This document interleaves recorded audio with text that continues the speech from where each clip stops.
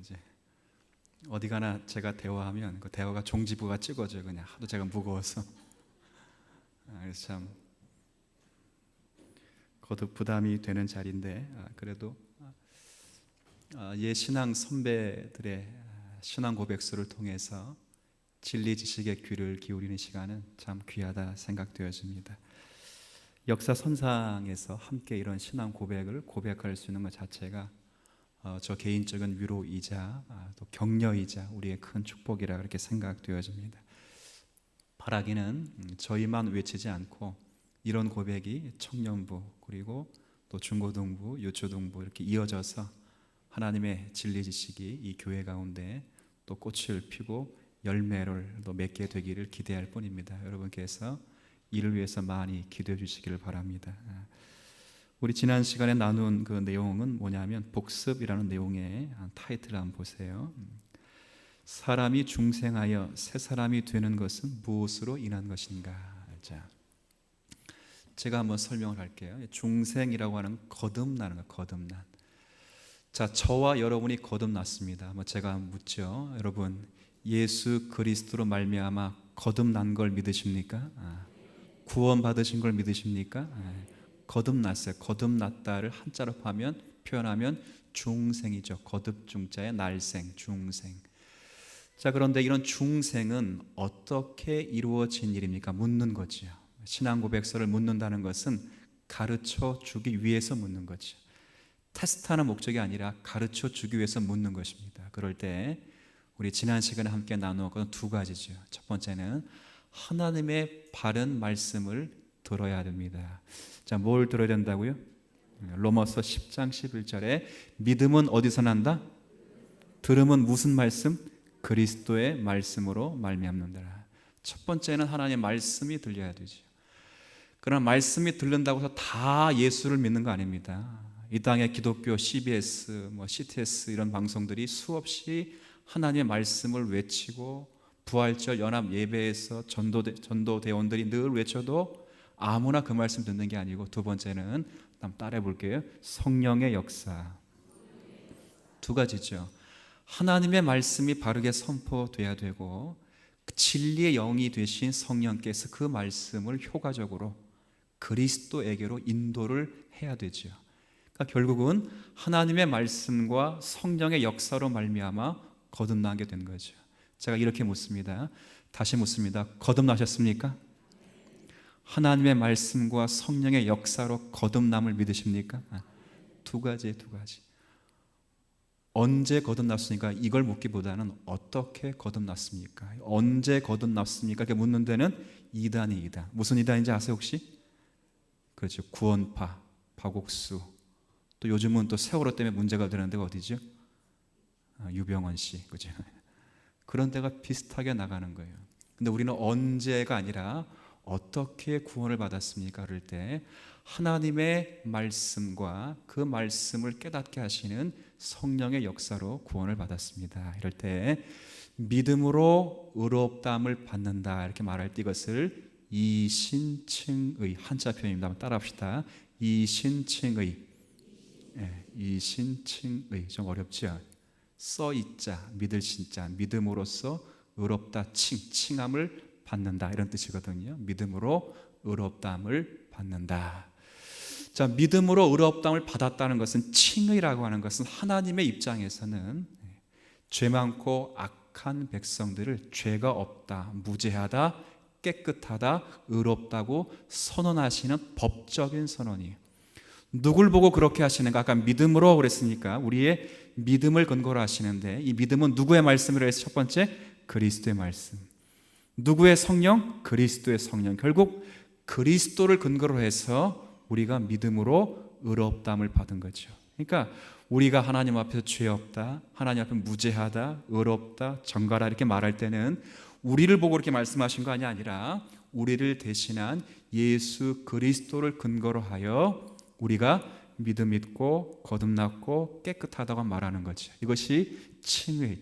그러니까 에베소서 말씀에 의하면 전에는 너희가 본질상 진노의 자녀이었더니, 혹은 너희가 이스라엘 밖에 있었든지, 혹은 너희가 언약 관계에서 또 바깥 사람이었으나 이제는 그리스도의 피로 말미암아 가까워졌느니라. 누구로 말미암아? 그리스도의 그리스도. 그러니까 우리가 믿음으로 의롭다함 받는다 할 때 믿음이 공로나 믿음의 행함이 아니라 믿음의 주체가 되시는 예수 그리스도. 그래서 히브리서 12장 2절에 믿음의 주요 온전케 하시는 누굴 바라봐요? 그렇죠. 예수. 한번 그 말씀 같이 암송합니다. 시작. 믿음의 주요 온전케 하시는 예수를 바라보자. 이 믿음의 주요 온전케 하시는 게 뭐예요? 이건 다른 표현이 아니라 내 믿음을 온전케 이런 말이 아니고 믿음의 원주인이 되시고 그 믿음을 온전하게 완성하시는 예수 그리스도만을 바라보라, 그런 뜻이에요. 그러니까 믿음의 주인은 예수 그리스도시죠. 그러니까 이런 의미로 우리가 믿음으로 의롭다함 받는다, 이렇게 말씀을 드렸습니다. 자, 근데 문제는 지금 잠깐 우리가 선행과 관계에 대해서 생각하는 건 이런 거죠. 믿음으로 의롭다함 받았기 때문에 이제 법정상 의인이고 죄 없고 정결할지라도 죄를 한 번도 안 짓습니까? 저는 이제 제가 의인입니까 죄인입니까? 누가 죄인이라 했어요 지금? 확 그냥 막 제가 이제 법정상 의인이죠. 그래서 저 지옥 갔으면 좋겠어요? 제가 의인이잖아요, 의인. 근데 의인인데 의롭다 칭함받은 사람인데 제 삶과 관계돼서 제가 죄를 지을까요, 안 지을까요? 그렇죠. 안 지면 그 거짓말하는 거죠. 누가 가장 먼저 할까요? 그렇죠. 하나님이 알고 하나님보다 조금 더 가까운 아내가 알죠, 아내가. 그죠? 뭐 딸도 알고 그러죠. 아빠는 집에서도 목사님일 수 없어? 이렇게 이제 이야기하면 이제 뭐가 껄끄러운 거죠, 이제. 그렇죠. 그러니까 그런 거죠. 목사, 성도, 하나님의 자녀가 돼서 의롭다 칭함받았지만 사도 바울 말씀 로마서 7장 21절 이하의 말씀처럼 오호라 나는 곤고한 사람이로다. 이 사망의 몸에서 누가 나를 건져내랴. 그러니까 아무도 없어요. 자기가 아무리 의롭다 칭함받은 사람일지라도 자기의 본성을 들여다보면 죄로 가득한 거죠. 그러니까 칭의라고 하는 것은 신분이 바뀐 거예요. 신분이 바뀌었다고 해서 우리의 본성이 다 바뀐 것은 아니죠.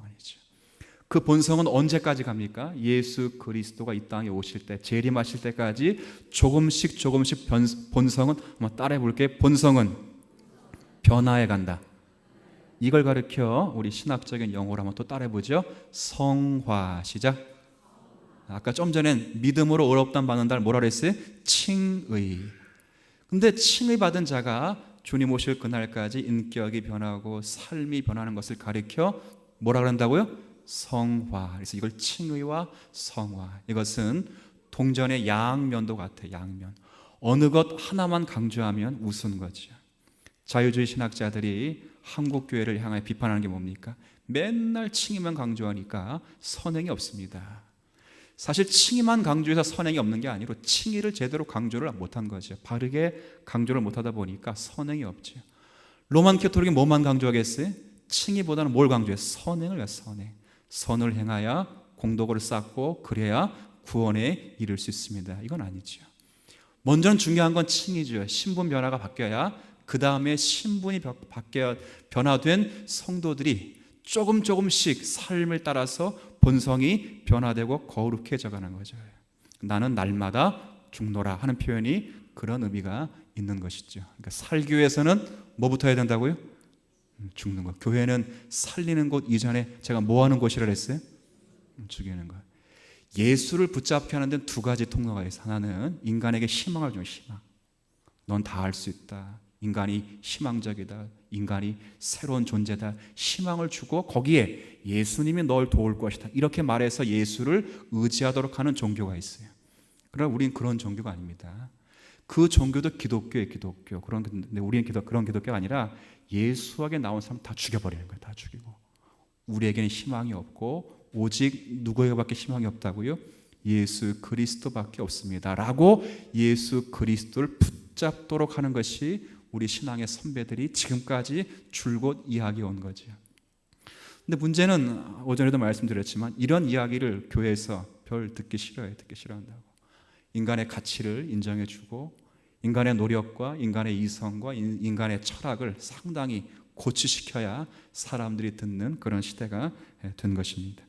자, 여하튼 그런데 오늘 칭의도 하나님께서 하시고 또 오늘 성화는 또 누가 하시는가? 그러니까 우리가 구원받고 믿음으로 의롭다함 받았으면 우리가 성화되는 건 우리가 하는 일이다, 하나님이 하시는 일이다.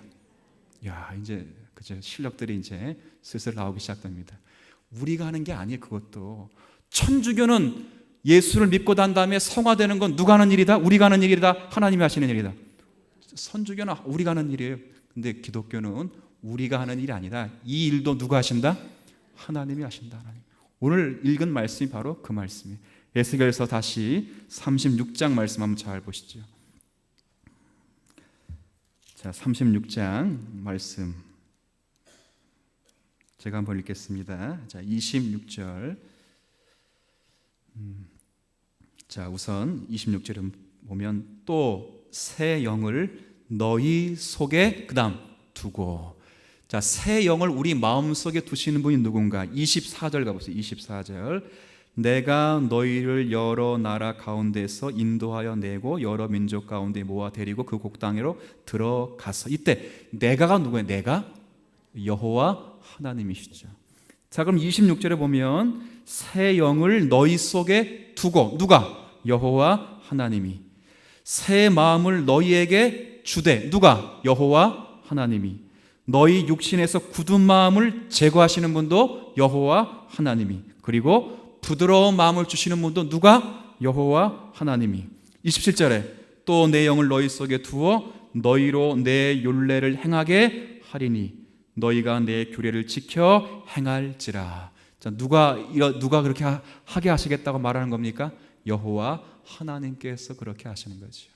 그러니까 우리가 교회 속에서 간혹 성도들도 선한 일을 간혹 할 수 있어요.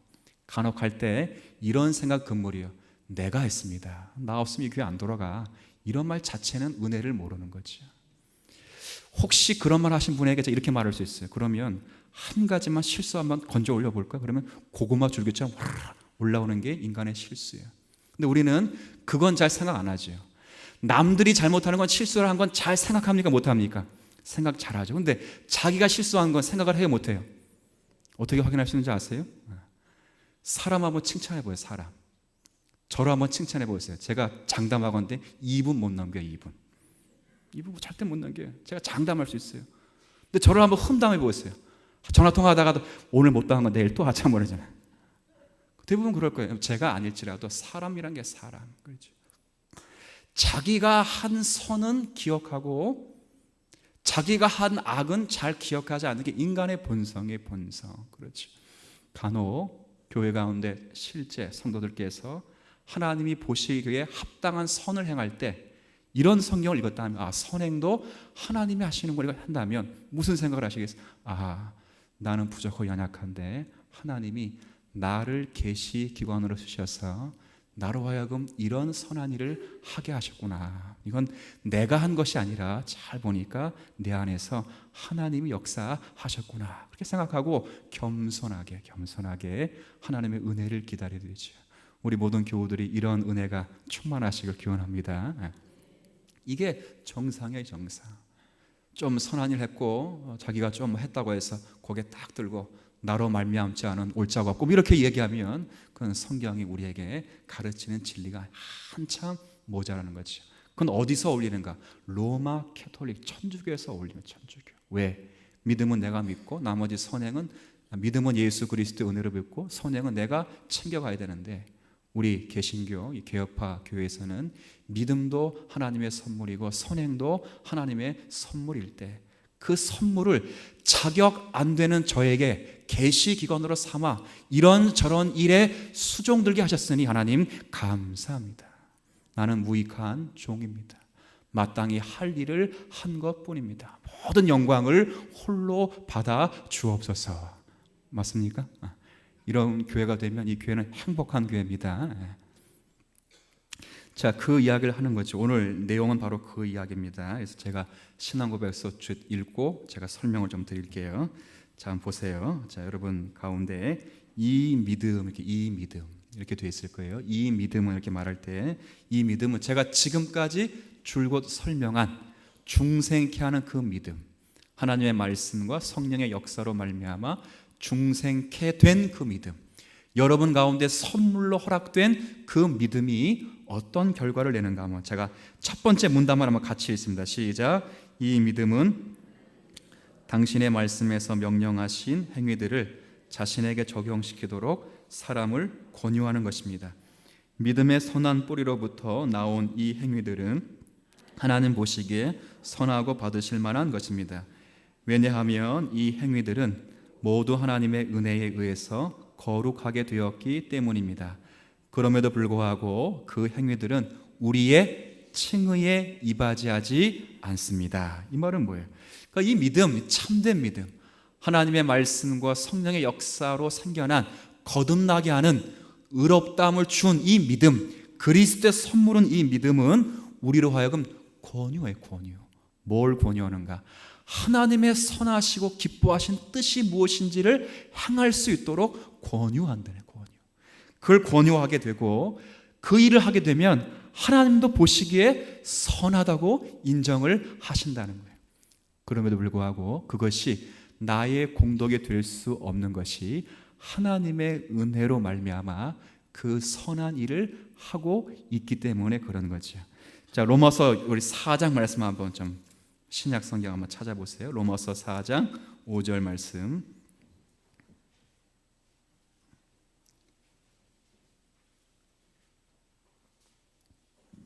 자, 로마서 4장 5절에 이런 말씀이 있습니다. 자, 로마서 4장 5절에 한번 4장 5절 신약 성경 244쪽 한번 같이 읽습니다. 시작. 이를 아니할지라도 경건하지 아니한 자를 의롭다 하시는 이를 믿는 자에게는 그의 믿음을 의로 여기시나니. 자, 이거 누구 이야기하는 것 같습니까? 사도 바울이 지금 이제 이 설명을 드리는데 누구를 예를 들어서 이런 이야기를 하는 것 같습니까? 그렇죠. 로마서 4장에는 아브라함이죠. 아브라함을 통해서 4장 5절에 보면 아브라함이 일을 아니할지라도, 일을 안 했다는 거죠. 하나님 보시기에 선한 일, 하나님의 의를 만족시킬 만한 일을 아브라함이 한 적이 있다고 없다고요? 없다는 거죠. 없다. 그럴지라도 아브라함이 하나님을 믿음에 그것이 그에게 의로 여겨진 바 되었다는 거죠. 그러니까 이렇게 돼도, 이렇게 우리가 하나님을 잘 섬겨서 의롭다 된 것이 아니라 하나님께서 은혜를 베푸셔서 믿음으로 말미암아 의롭다함 받았다면 이제 의롭다함 받은 자가 하나님께서 원하시고 기뻐하시는 일이 무엇인지 마음 쓰며 심쓰며 살아가게 된다, 그 말이죠. 그럴지라도 그것이, 그 선한 일이 하나님을 기쁘시게 할지라도 그것 때문에 여러분이 의롭다함 받은 것은 아닙니다. 이 이야기를 하는 거예요. 이야기를. 다음 문단이 바로 그 이야기를 하는 겁니다. 자, 왜냐하면 한번 같이 읽습니다. 시작. 왜냐하면 심지어 우리가 어떤 성도 행하기 전에 그리스도를 믿는 믿음을 통하여 우리는 의롭게 되기 때문입니다. 그렇지 않으면 나무 그 자체가 선하지 않고서 그 나무의 열매가 선할 수 없는 것 이상으로 그 행위들이 선한 것일 수 없습니다. 아멘. 자, 이게 무슨 말이냐면, 자 보세요. 여러분 주차장에 감나무에 감 열려 있는 거 봤습니까? 그거 따먹지 마세요. 제가 관상용으로 보려고 그냥 계속 볼 때마다 기분이 좋아서 늘 그러고 있거든요. 근데 자꾸 눈독을 들인다는 분이 많이 계셔가지고 그거 따먹지 마세요. 제가 볼 때마다 너무 기뻐요. 감성이 많아서 볼 때마다 감사가 넘치고 그러는데 한 주 하나씩 없어져, 가꾸를 보니까. 근데 우리 신장길 집사님이 절 주셨어요. 그걸. 그래. 찔려요? 찔린다네. 누가인지 모르겠지만 하여튼 보세요. 근데 이렇게 설명해 볼게요.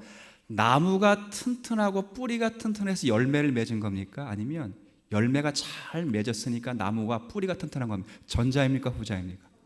그러죠. 여러분이 선을 행했기 때문에 여러분이 믿음이 있어서 하나님의 자녀된 게 아니고 그리스도라는 믿음의 주인이 온전하시고 정직하시고 완전하시기 때문에 여러분이 그 안에 가지로 있는 한 예수 그리스도로 말미암아 선한 행실을 갖고 살아갈 수밖에 없다는 것이죠. 이거 되십니까? 감나무에 감이 예쁘게 열렸기 때문에 그 나무가 튼튼해지는 법이 없어요. 그게 아니고 나무가 튼튼하기 때문에 그 감나무 가지에 뭐가 맺히는 거죠? 열매가 맺히는 거죠. 그 이야기를 하자는 거예요. 거꾸로 생각하지 말아라. 왜 거꾸로 생각하지 말아요? 수많은 사람들이 거꾸로 생각하니까. 상식적으로는 자연의 이치를 들여보아도 아니죠. 그 앞에는 이렇게 경계선에는 모가나무 있는 거 봤어요?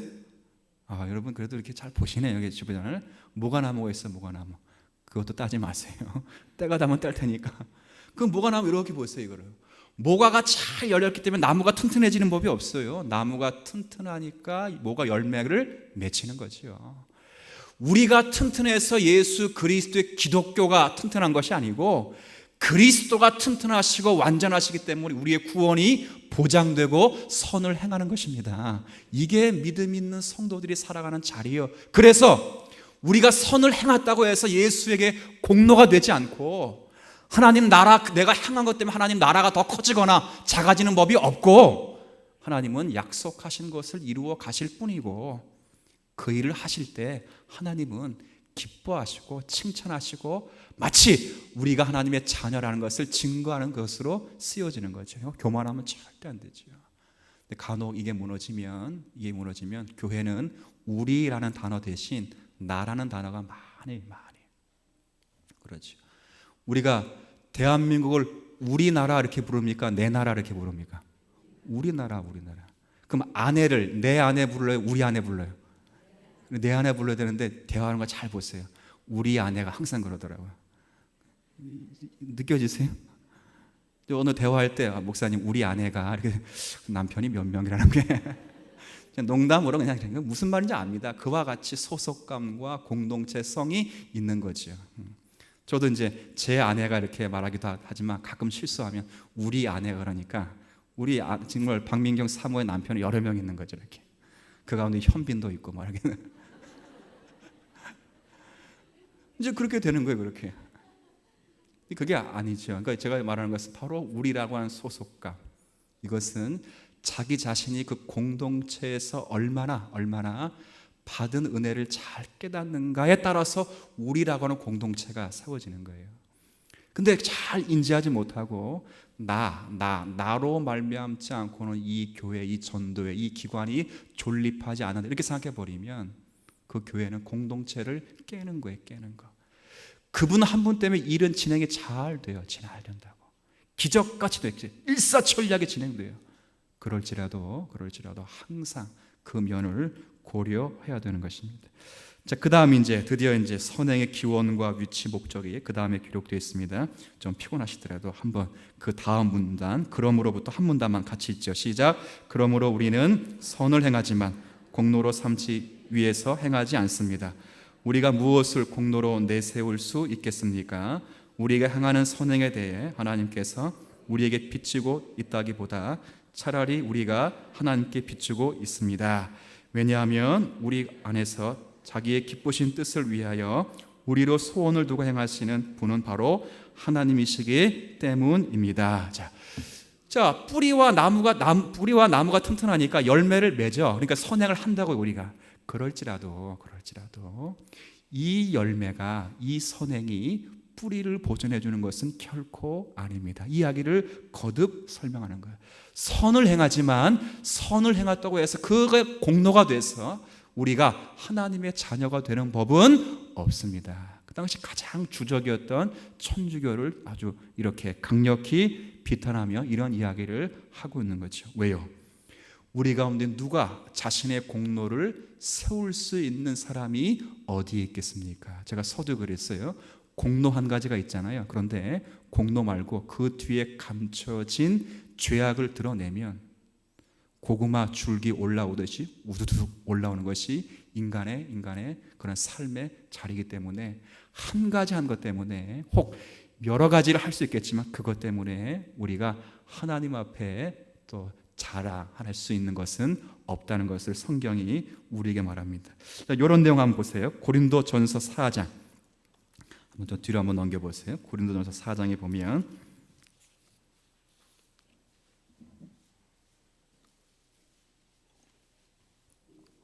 자 4장에 가보십시오. 고린도전서 4장 7절, 이 말씀 참 재미있습니다. 4장 7절에 보면, 고린도전서 4장 7절입니다. 같이 읽습니다. 시작. 누가 너를 남달리 구별하였느냐? 내게 있는 것 중에 받지 아니한 것이 무엇이냐? 내가 받았은즉 어찌하여 받지 아니한 것 같이 자랑하느냐? 이게 무슨 말이냐면 한번 이렇게 생각해 보십시오. 전 세계에서 가장 큰 다이아몬드, 물방울 다이아몬드가 아마 여러분 개인에게만 있다고 생각해 보십시오. 그럼 그건 자랑할 만합니다. 왜 자랑할 만하죠? 전 세계에서 유독 누구만 가지고 있기 때문에. 그런데 그 물방울 다이아가 여러분에게만 있는 게 아니고 저에게도 있고 모든 지구상의 집안에 다 있다고 생각해 보세요. 그럼 자랑할 만한 것이 됩니까, 안 됩니까? 그럴 때는 정말 그 물방울 다이아가 뭐랑 똑같아요? 돌과 똑같아요. 돌과 똑같죠. 그 이야기를 하는 거지요. 너만 이거 받았냐? 너만 은사 받고 너만 하나님의 일을 하냐? 너만 선행을 하고 너만 하나님께서 기뻐하시를 하냐? 아니다. 네가 그 할 수 있는 모든 힘 안 받은 사람 있으면 나와봐라. 나 아무도 없다. 다 받았다. 그러니까 우리의 선행이라고 하는 것은 결코 자랑거리가 된다, 안 된다? 안 된다는 거예요. 근데 그 선행을 할 때 어떤 생각을 하시면 되는가? 아, 내가 하나님의 자녀가 맞구나. 그런 생각을 하면 된다 그 말이에요. 왜? 하나님이 그렇게 칭찬을 하시기 때문에 그렇습니다. 자, 그 다음 문단이 그것을 이야기하시는데요. 한번 보시죠. 그 다음 문단, 또 우리가부터 한 문단 같이 읽습니다. 시작. 우리가 다음과 같이 기록된 말씀에 유의하십시다. 이와 같이 너희도 명령받은 것을 다 행한 후에 이르기를 우리는 무익한 종이라 우리가 하여야 할 일을 한 것뿐이라 할지니라. 동시에 우리는 하나님께서 선행을 보생하신다는 사실을 부정하지 않습니다. 그러나 하나님께서 당신의 선물들을 주시는 것은 당신의 은혜에 의한 것입니다. 이 말씀 참 재밌죠. 이게 어떤 말이냐면 다른 게 아니라 마땅히 할 일을 한 것뿐이, 왜? 선물로 다 받은 것 때문에. 근데 재밌는 것은 마땅히 할 일을 했음에도 불구하고 하나님이 뭐 하신다? 칭찬하신다. 칭찬. 마치 이런 것도 같아요. 이제 자녀로서 자녀 역할 잘할 때, 여러분 혹시 어릴 때 그렇게 했는지 모르겠어요. 칭찬 스티커라는 걸 아십니까? 칭찬 스티커 하나씩 다 붙여주죠. 마치 마트에서 5,000원 이상 사면 포도알기 하나 주잖아요, 그죠? 다 붙이면 그걸 뭐 줍니까 나중에? 두루마리 휴지 하나 주죠. 재밌어요. 두루마리 하나 5,000원짜리 받으려고 저렇게 열심을 내실까? 이런지, 그죠? 더 많은 걸 사잖아요. 다른 데보다 훨씬 비싼데도 불구하고 그거 받으려고 더 많이 산다고요. 이게 뭘 가리키는 것 같아요? 하나님도 마찬가지라는 거예요. 우리의 선행은 다 자동적인 열매라는 거예요. 마땅히 할 일을 한 것뿐인데 하나님은 그럼에도 불구하고 선행한 자들을 칭찬하시고 때론 보상하시고 격려하신다는 것입니다.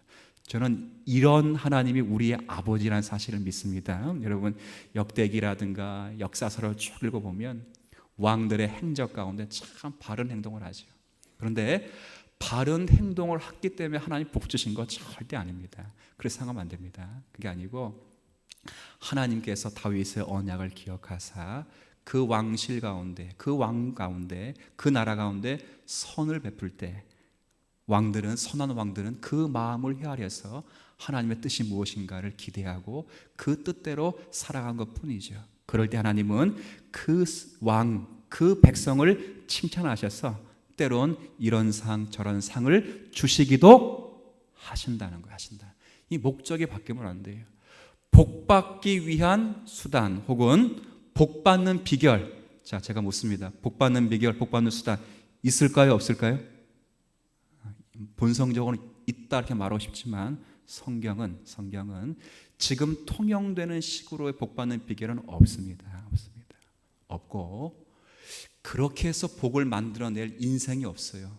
복이 조건이고 계약이라면 이 땅 가운데 하나님의 눈과 하나님의 마음을 만족시킬 만한 인생이 몇 명이나 있을까?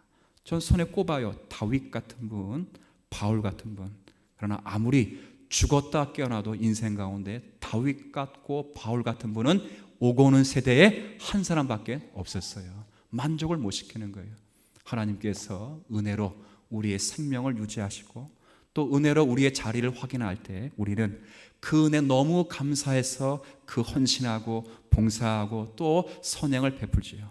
그럼에도 불구하고 하나님이 그것을 칭찬하시고 격려하신 것은 누구의 몫입니까? 누구의 몫? 그건 하나님의 몫이 하나님. 그걸 내가 달라고 할 수가 없는 거죠. 그건 하나님의 몫이죠. 칭찬 스티커 붙이는 건 아빠와 엄마의 몫이요. 심부름 왔다고 손 쫙 벌리면서 칭찬 스티커 그러면 주다가도 싹 안 주는 거지. 기분 나쁘지 뭐. 기독교인들이 워낙 영특해가지고 워낙 똑똑해서 성경 다 읽었잖아. 본인은 잘 읽었잖아. 그러니까 이렇게 하니까 주대요. 그러니 주세요. 성경은 그걸 가르친 적이 없다는 거예요. 마땅히 할 일을 한 것뿐입니다 라고 말하면서 칭찬을 바라고 한 게 아니라 마땅히 할 일을 한 것뿐인데 하나님은 격려하시기 위하여 이것도 주고 저것도 주는 건 누구 마음이라고? 누구 마음? 하나님 아버지의 마음. 그 하나님이 여러분을 상대하시고 섭섭지 않게 하시는 아버지의 아버지. 그러니까 우리가 희망이 있죠. 삼촌도 아니고 아저씨도 아니에요. 아버지라고 아버지. 근데 싹 바꿔가지고 마치 미리 받으려고 손 벌리면서 그 성경이 우리에게 말하는 것이 아니죠. 전 그렇게 말합니다. 늘 우리 스승도 그랬어요. 기독교 같은데 기독교가 아니라. 제가 충격적인 얘기 한번 했죠. 유럽 기독교 이제 지금부터 한 20년, 30년 전에 30년 전에 유럽 기독교회 모임이 있었어요. 유럽 기독교회가 모여서 각 기독교가 다 와서 유명한 한국 부흥사가 뭐 이름 되면 모르면 간첩 이 목사님 오셔서 유럽의 설교를 딱 했어요. 모든 한국인들 다 있죠. 근데 유럽의 건강한 교회 목사들이 집회를 다 끝나고 나가면서 뭐라고 했다 그랬어요? 제가 저건 기독교가 아닌데 이랬다. 아닌데 하나님을 말하고 예수를 말하고 축복을 말하고 건강을 말하고 행복을 말하고 그 시간에 아멘과 기도와 통성과 주여 삼창이 끊임없이 들려올지라도 마지막 나가시면 하신 말씀이 이건 기독교가 아닌데 이게 결론이었다고요. 잘 우리가 생각을 해야 됩니다. 그래도 걱정할 필요 없어요. 하나님이 적절히 우리보다 우리를 더 잘 아시기 때문에 섭섭지는 않게 대우하세요. 그렇죠? 그전에 했던 설교 다 까먹고 이것만 딱 기억하면 돼. 그렇지? 섭섭지 않게 대우하신다고요. 그건 하나님의 몫이에요.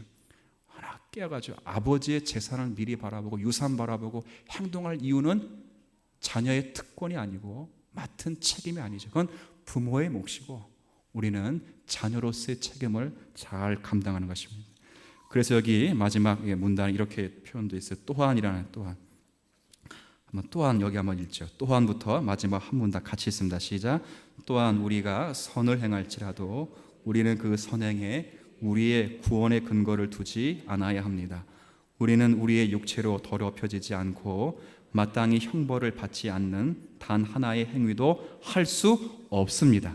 설령 우리가 한 가지 선행을 보여줄 수 있다 하더라도 한 가지 죄에 대한 기억만으로도 하나님께서 그 선행 거절하도록 하기에 충분합니다. 자, 마지막 또 따라서 시작. 따라서 우리가 우리 구주의 고난과 죽음의 공로에 의지하지 우리는 항상 의심에 가득 차서 어떤 확신도 갖지 못한 채 방황하게 될 것이고 우리의 가련한 양심은 끊임없이 괴로워할 것입니다. 이 말은 뭐예요? 우리의 구원의 근거, 믿음의 소망, 우리 삶의 근거를 예수 그리스도의 공로로만 갖지 않으면 여러분 이 땅 가운데 자기 의로 합당하다 여길 수 있는 확신 있는 사람이 이 세상에 아무도 없다는 것이에요. 그래서 우리의 유일한 희망은 예수 그리스도의 온전하심, 그분이 우리의 주가 되심, 우리는 그로 말미암아 하나님의 자녀됨, 이것을 말합니다. 오늘 이 말씀 우리가 함께 나누게 될 때 저는 우리 주님 사랑교회 성도들에게 이런 권면의 말씀을 부탁드리고 싶습니다. 여러분이 의롭다함 받았습니다. 하나님의 선물입니다. 그러면 여러분이 한 주간 동안 할 일은 뭐지요? 하나님께서 우리를 통하여 말씀하시고 약속하시고 하실 일들을 헤아려서 선한 하나님 말씀에 기록된 일에 창념하여 주님의 뜻을 이루어 가는 그 일입니다. 그 일은 두 가지로 나타납니다. 하나는 우리의 인품으로 나타나는 인품. 제가 늘 말하잖아요. 갈라디아서 5장에 보면 성령의 9가지 열매는 일과 봉사와 섬김이 아니라 그게 다 뭐라 그랬어요?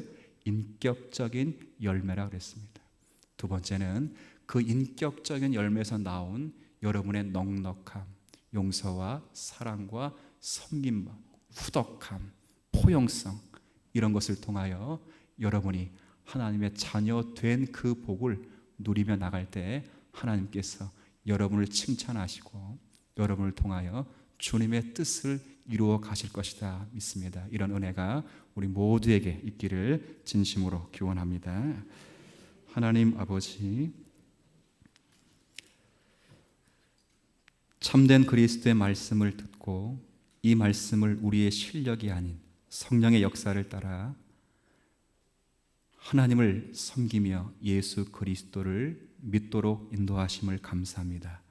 그런 믿음 있는 자로 저희를 세우셔서 구원의 백성 삼으시고 이제 우리 가운데 그 뿌리와 나무로부터 공급되는 그리스도로 말미암아 이제 하나님의 영광을 위하여 선을 행할 수 있도록 인도하신 것 감사합니다.